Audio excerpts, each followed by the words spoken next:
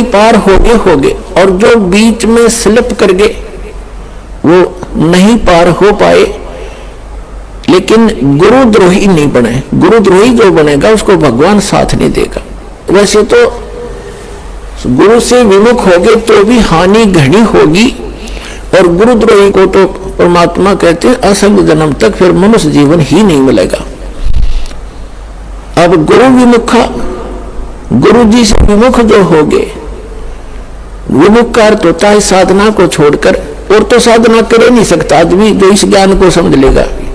वो भक्ति यहां से चलाएगा, भक्ति नहीं कर सकता, वो और बकवादों में लग जाए दूसरी बात।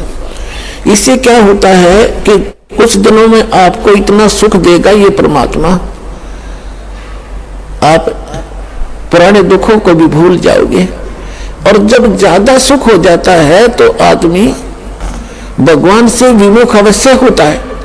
तो ये सावधानी बरतनी है। परमात्मा आपको क्या करेंगे, आपको थोड़ा बहुत कष्ट बनाए रखेंगे ताकि आपको पुराने दुख भी याद आएगा। ऐसा दुख नहीं देंगे जो आपको घनी हानि कर जाए, पर थोड़ा बहुत आपके हृदय में ये बना रहेगा कि ये थोड़ा बहुत, ज्यादा नहीं होने देंगे। इसलिए करेंगे, कबीर साहब कहते हैं, कबीर सुख के माथे पत्थर पड़ो, जिस तर नाम हृदय ते जावे, और बलिहारी उस दुख के जो पन पल नाम रटावे।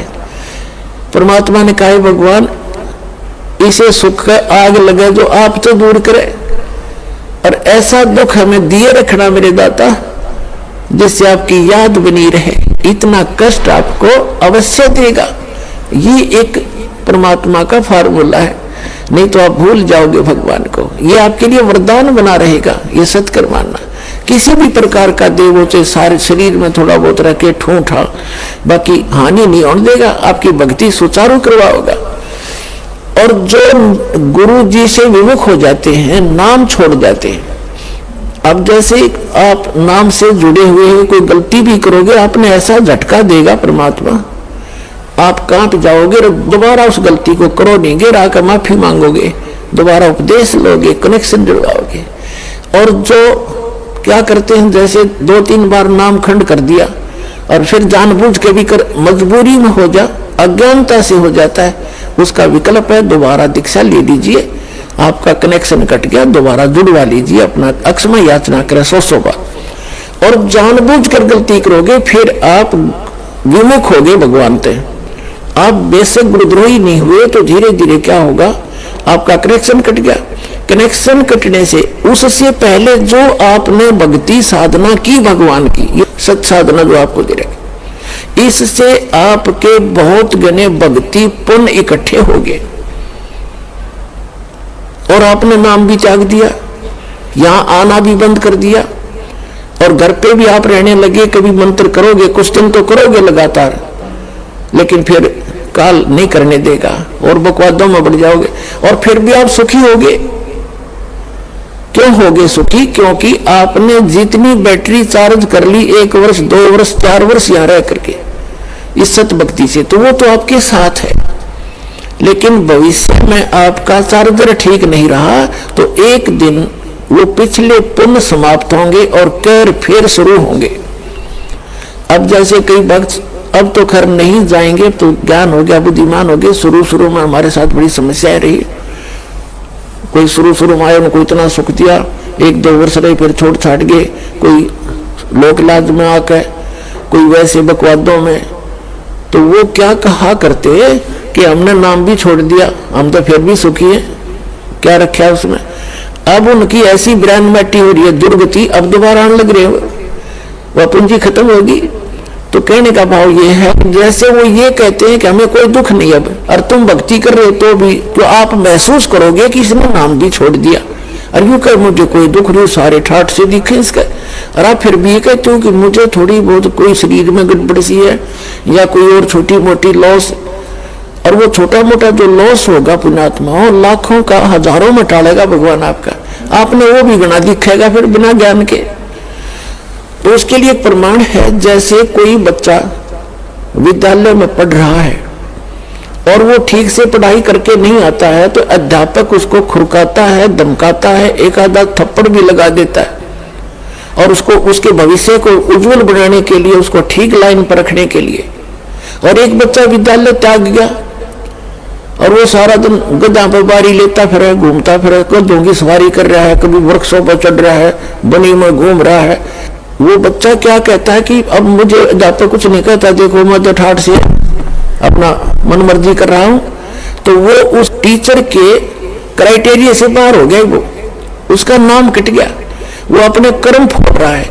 और जो बच्चा विद्यालय में पढ़ रहा है वो उसको इसलिए खुरकाया धमकाया जाता है कि उसका भविष्य बन जाए और वो सफल होगा। वो फिर आगे चल के जो नाम त्याग गया, नाम जिसका कट गया यानी विद्यालय से, आगे चल के वो मजदूरी करेगा और वो एक अच्छा अफसर बनकर या कोई अच्छा बिजनेसमैन बन करके सुख पाएगा। तो इस प्रकार जो परमात्मा के ट्रीटमेंट में है, आप स्टूडेंट रहोगे जब तक परमात्मा के, आपको गलती करोगे झटके भी देगा, छोटा मोटा आपको खुरकावा धमकाओगा किसी भी कारण से, आपको सुचारू रखने के लिए। और जो चले गए नाम कटवा के, उनको आगे पता लगेगा वो किसी बैरिस्टर बनेंगे। अब जैसे ये दास जूनियर इंजीनियर सिविल की सर्विस किया करता था हरियाणा गवर्नमेंट में, उस समय हमारा भी एक नहर का काम चल रहा था, एक रोड का काम चल रहा था साथ साथ। तो वहां जो रोड के ऊपर मिट्टी डाल रहा था और वहीं एक एक्सीडेंट आ गया उस B&R का।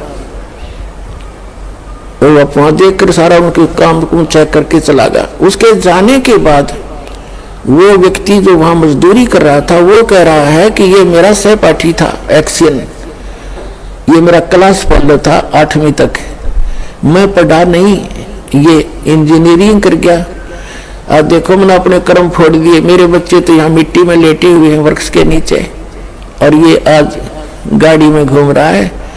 अब परमात्मा कहते हैं जो भगवान से दूर हो गए और इस परमात्मा के विद्यालय में नहीं रहे, वो बाद में नो रोया करेंगे जैसे वो रो रहा था। तो कबीर साहब कहते हैं अच्छे दिन पाछे गए और गुरु से किया ना हेत, अब पछतावा क्या करे, बिरा चिड़िया चुगी खेत।